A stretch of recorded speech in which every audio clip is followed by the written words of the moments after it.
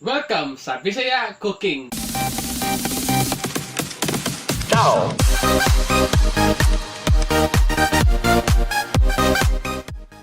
Karon magluto ta og talong side dish. Hindot kini sa ipare sa inyong main nga sudan ug labi na sa kanon. Aside from simple, sayon healthy po kayo ni siya.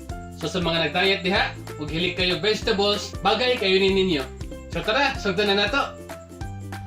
For our ingredients, naatay 3 cloves of garlic. Ako na siyang gi-crush, gi-slice into tiny pieces. Salt, depending sa inyong taste. Akong gigamit is 2 teaspoon of salt.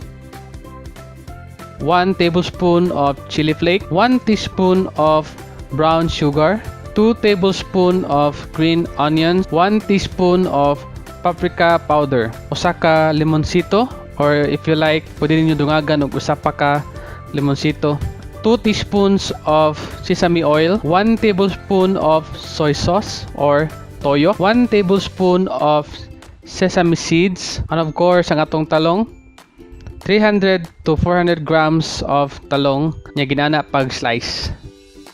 So for this recipe, tudluan ta mo unsaon pag-toast og sesame seeds aron magawas ang iyahang nindot nga aroma. So dapat init ang kaha ug ato ni siyang i-toast in a medium heat hangtod nga mo darker ang iyahang color. Pwede pod ninyo ni buhaton sa black pepper or paminta nga liso aron mas muhumot pagyud siya og mas mulami sad siya. So sige lang gyud mo og stir aron dili siya masunog. So after a few minutes, ni darker na ang color sa sesame seeds, mangyanigawas na po ng yang humot. So enough na ni. O pwede na nato ni gamiton sa ato ang recipe. So nag-andam ko og 2 cups water kay atong steam ang ato ang talong. Muna ko ang steamer. Actually, pira ni siya pagpalit sa rice cooker namo. So ato tabunan ang ato ang steamer. Ato pabuton nga mubukal ni siya ang tubig. After a few minutes nibukal na ang ato ang tubig, pwede na nato ibutang ang ato ang talong. Basic rule sa cooking, if mubukal na gani ang imuhang tubig, pwede na nimo hinayan ang imuhang kayo. And for this case, since mag-steam ang tag vegetable, very sensitive kayo ni, dali kayo ni sa malata.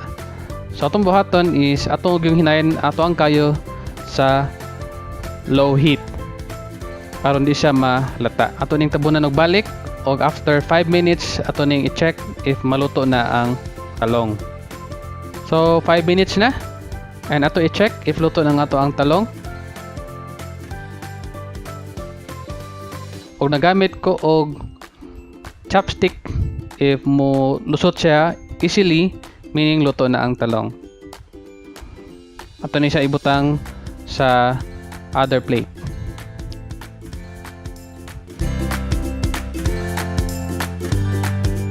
So mag-wait ta nga mo cool down ang ato ang talong.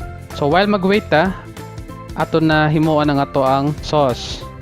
So diri ako nang gimix ang soy sauce og sesame oil, green onions, and then garlic, brown sugar, and then salt. Pwede kayo mo mudugang niini o pwede pod ninyo ni i-substitute ang fish sauce or patis, chili flakes o paprika powder.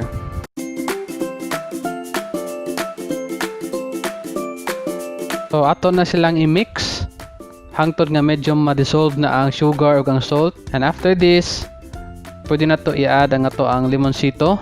Pwede mo mo-add og isa pa ka limonsito. And after that, pwede na to i-add ang ato ang mga talong.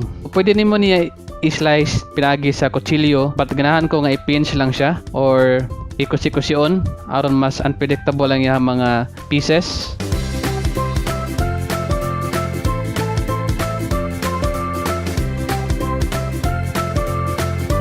And after that, pwede na nato ibutang ato ang toasted sesame seeds. And then i-mix na to tanan. So at this point, masimutan na nako ang mga aroma sa ingredients. Labi na sa sesame oil. So as you can see, almost done na ta og mixing. And money ang ato ang talong side dish. Nami kayo ni sa ipares sa inyo ang mga main dish o kung namoy meat. ug labi na sa kanon. Pwede ra pod ninyo ni i-main dish na lang pod.